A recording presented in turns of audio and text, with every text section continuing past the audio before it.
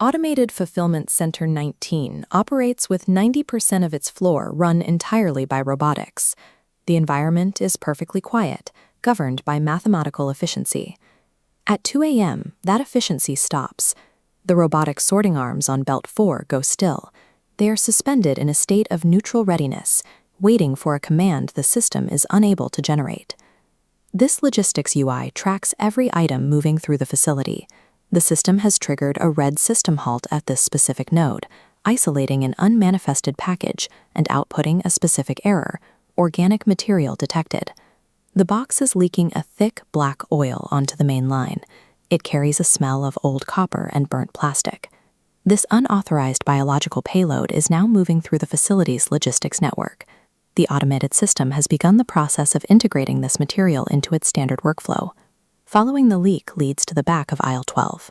In the shadows of the deep storage racks, standard wooden shipping crates have been pried open. The electronics originally listed for this crate are missing. In their place is a dense lining of thousands of strands of woven human hair, forming a nest around a vintage Polaroid camera. The camera is active. It captured a photo of the investigator before they could move away from the crate. The biological intrusion extends to the facility's waste supplies. In a stack of flattened boxes, a pair of eyes is visible. These eyes are physically part of the corrugated cardboard, blinking from within the material itself. The warehouse's raw inventory and packaging supplies have been converted into an active biological surveillance network. New entities are now inhabiting the floor. A man stands on a service ladder halfway up the racking. He has no harness and no face. He remains perfectly still, looking down at the investigator. He moves through the facility using the high-speed conveyor belts as a transit system.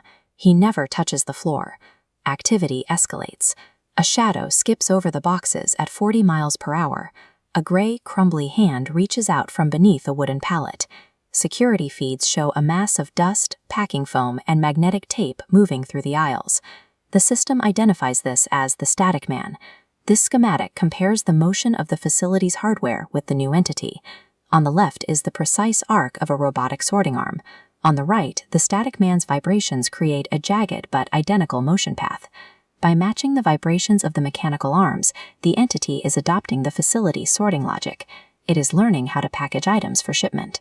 The result of this process is located in the upper racking.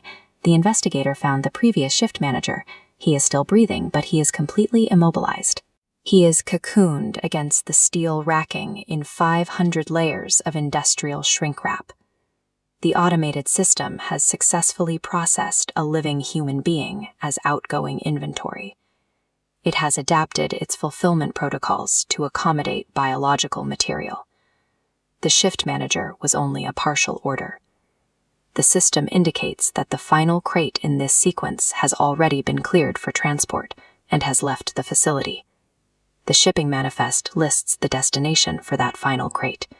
It is addressed to Sector 506, Containment Unit 4.